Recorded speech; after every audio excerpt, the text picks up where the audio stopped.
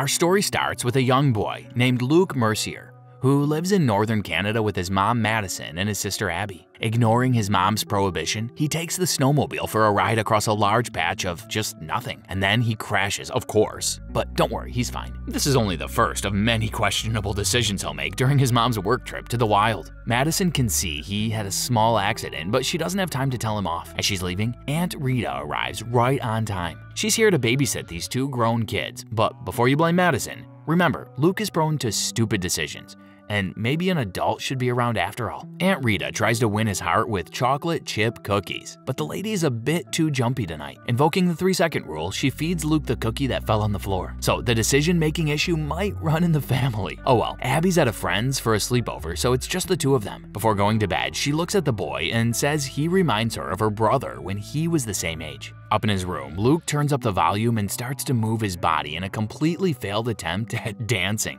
Then he starts to interact with a punching bag in an equally failed attempt at boxing. This is mercifully interrupted when he hears the dogs barking outside and decides to come down and check. To his surprise, there's a polar bear coming out of the garage. But before he can come any closer, the authorities arrive with their tranquilizer darts. Luke begs them not to use that, but after a whole night looking for the bear, their patience levels are too low now. So despite the boys' efforts to scare off the animal, they end up shooting the dart. They'll take her to Cape Resolute because the animal shelter is at capacity. But one of the officers makes sure to tell Luke that Juvie has plenty of room for young troublemakers. They drive off, and Luke starts to tidy up, but then there's a strange noise coming from the garage. As any other kid who watched E.T., he knows what to do. Investigate it before involving grown-ups, and it totally pays off. Inside the garage, he finds this adorable little cub knocking down all the stuff around to express his annoyance. Luke offers a fruit bar, probably not that fond of him yet, to share cookies, and then he brings the cub inside the house. He tells him he can stay over if he keeps quiet, conveniently ignoring the fact that the animal can't speak English. He feeds him some pasta and broccoli salad. Still no cookies. Lured by a bowl of milk, Baby Bear climbs up the stairs after the boy, and now the cub is in full slumber party mode, refusing to lie down on the pathetic sleeping bag arranged for him. Not even turning off the lights will save Luke from more bear love now.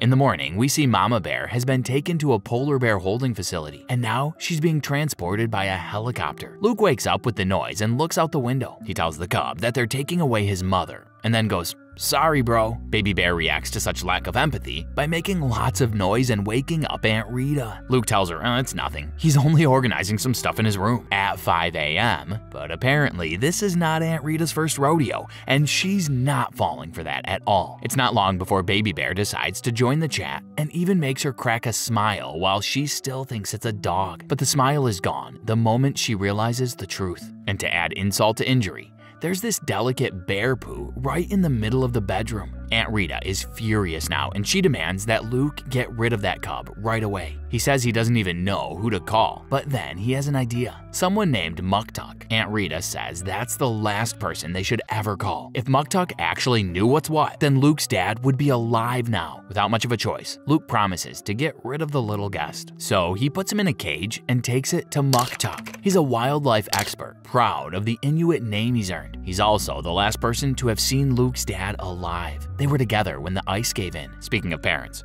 Mama Bear is just getting home. Muktuk tells Luke about the protocol in such cases and how far north they have probably taken her. She'll never be able to come back and get her baby, and it turns out this means a life sentence for him. Polar bears must tend to their cubs for 3 whole years before they can survive on their own. They learn everything they need to survive from their mother. Luke is shocked to hear that Muktuk is only taking the cub to wait for the same officers who took away the mother. Admitting that the poor thing will probably perish in a cage, Muktuk declares they have no other option, and Luke is being naive. This is what happens to baby bears who get left behind, and that's just the way it is. As the boy walks away from him, he asks if he'll walk all the way back, but Luke just replies to that with a finger. Meanwhile, Madison is talking to a reporter about her work with whales. One of her colleagues interrupts with good news. Bond is back. Not the British spy, of course. Bond was the last whale identified by Mason's late husband, and she received that nickname because her number ends in 007. While Madison is getting emotional, Luke is recording a video to her. He's talking about his dad and how he used to tell him not to run away from difficult things. Exactly the kind of video any mother would dread to watch,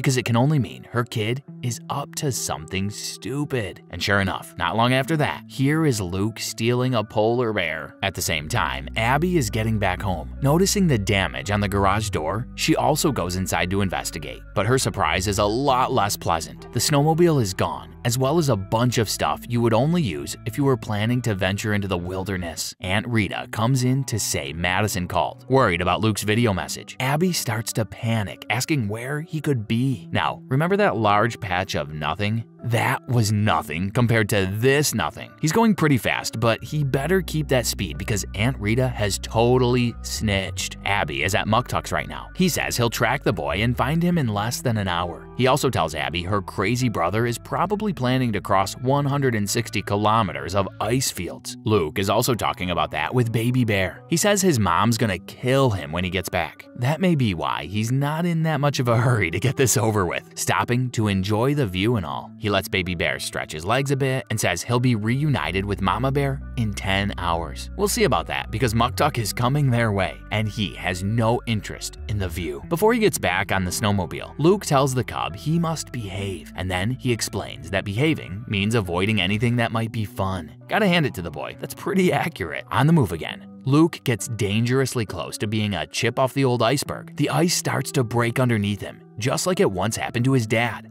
and the snowmobile goes under. While Baby Bear jumps out right away, Luke gets stuck in a hole for a minute, screaming for help. Not that he could hope anyone would hear him, but anyway, he manages to get back up because he's about to become a popsicle. So his new friend starts to make noise again, but this time to help. That gets Muktuk's attention, and he comes to the rescue, taking both the boy and the cub in his vehicle. Back at the Mercier's home, Abby is talking to her mom on the phone. She tries to tell her what happened, but the call is just terrible. Madison can only hear words like rescue, police, and crazy. Just what she needs to calm down for sure. Muktuk takes Luke to the Inuit. A woman named Etta and her daughter Nuva help to keep the boy warm, and he soon recovers. In the evening, he even learns a few words and tries some deer meat. Muktuk says they should name the cub and suggests Pezu. Before going to bed, Luke asks what really happened to his dad, but Muktuk cuts it short. He only says he made a mistake and couldn't save his friend. In the morning, Nuva comes to say goodbye. She gives Luke a necklace made of whale bones for good luck.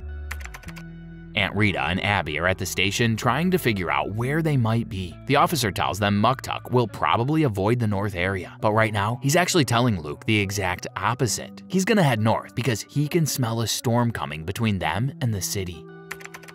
At the research camp, Madison is still unable to reach anyone, and she's going crazy. Ignoring her colleagues' protests, she is determined to fly back to town. Still at the station, Abby and Aunt Rita watch nervously as an officer tries to radio Muktuk one more time. He does pick up, but can't hear a thing. As he shows Luke a couple of bears taking the same detour to seek shelter, gunshots are heard. Through his binoculars, Muktuk sees a group of hunters who have an airplane. He decides to talk to them, but to no one's surprise, these are some very unfriendly guys. One of them sees Pezu and says he'll look great as a bathroom rug, so they say they'll take Luke home in exchange for the cub. Muktuk politely declines. As the storm gets closer, Muktuk realizes he miscalculated the speed, and they won't be able to outrun it. So he changes the strategy, improvising shelter to wait it out. Luke is worried about Pezu, but Muktuk points out the obvious. He's way more prepared for this than these two clowns. A few minutes after they set up their tent, very strong winds comes to put it to the test. It doesn't take too long for it to fall apart, and when the wind takes the tent away, it also takes Muktuk. Luke is about to panic now, but he's not really alone. Pezu is a smart little guy after all, and he leads the boy to a safe spot. Resting in a nice crystal cave like this is probably better than whatever happened to Muktuk. Not to mention what's happening at the police station right now. Madison just got there and she can't believe that no one knows where her son is. What do we do? He's safe in a pretty cave with his pet, right? Wrong. Morning comes to show the tables have turned. While Muktuk was just napping, wrapped in a comfy tarp, it turns out that Luke and Pezu are in a bit of a post-Titanic situation. They can see each other, but they're too far apart to hear anything. So no matter how much Muktuk tries to reassure the boy and swear he'll be back as soon as possible, from the other side it looks like, "Tough luck, kid, I'm out of here." All sorts of sea animals come to cheer up Luke, and it would all be a lovely natural diversity show if he weren't the living image of doom at the moment. Madison and Abby are not too happy either to see Muktuk arriving without Luke. He explains as much as he can while getting a plane to fly back there, and Madison insists to come with him. Pazu goes back into the cave, and Luke says they must stay where it's easy to see them. But then he goes after the cub and decides to stay a bit longer where he's warm and cozy. That's exactly when his mom flies right above that empty head. He only hears the engine when it's too late. Luckily, the ice is beginning to shift, and soon the gaps are narrow enough to jump over. So off he goes,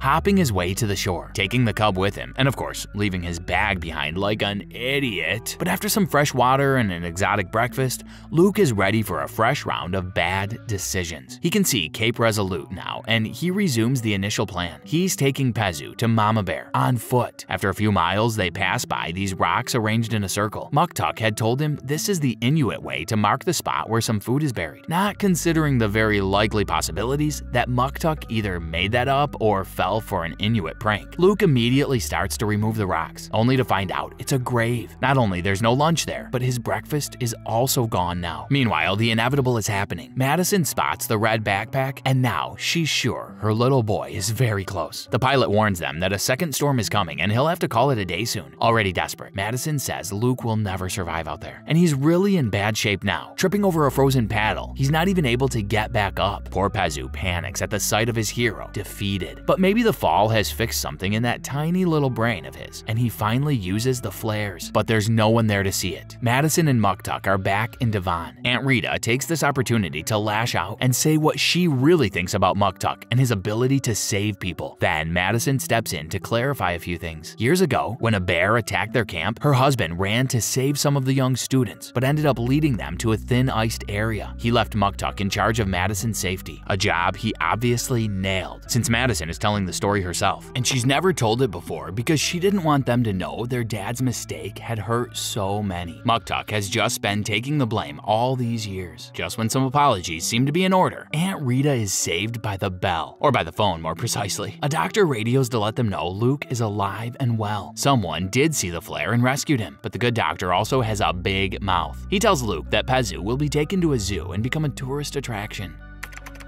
Back at the Devon station, Madison starts a heart-to-heart with Muktuk. Unlike a certain auntie, she's ready to apologize for everything, but she's also clearly expecting this to be a very easy talk. Muktuk follows that script to an extent. He says nice stuff about her late husband and about how that day would be tragic anyway. But then he steers it to a new direction, trying to make her see how brave and kind her son is. She can't wrap him in cotton wool forever just because she's afraid to lose him too. So basically, he's telling us that Luke is such a pain because Madison never lets him do anything. That bear attack years ago has turned her into Nemo's dad, traumatized and suffocating. Right, of course. So that's why right now, Luke is unleashing the bear cub and sneaking out of the facility. Yes, you heard me. Out of the warm, safe, happy facility. And to go where? To the very same spot where he collapsed. Using the contents of that skull for a chance, he figures that the frozen paddle must be next to a frozen boat, and this time, he's right. While they sail to Mama Bear, poor Madison is in a helicopter with Muktuk when that doctor radios in with bad news. She can't believe Luke's missing again. But when they hear that so is the bear cub, Muktuk tells the pilot to take them to Cape Resolute. They know where that lunatic is going, and so does Mama Bear. She can tell Junior's close, even before they arrive. The reunion is almost spoiled by that noisy chopper, but Madison tells the pilot to keep some distance. After leaving Pazu with Mama Bear, Luke can finally run to his own mom. And this is the end. This was a recap of the 2014 movie The Journey by Hyde Park Entertainment, starring Dakota Goyo and Goran Visnjic. So which mother do you pity the most? Tough choice, all things considered. Let us know in the comments below with #CinemaRecap. Until next time.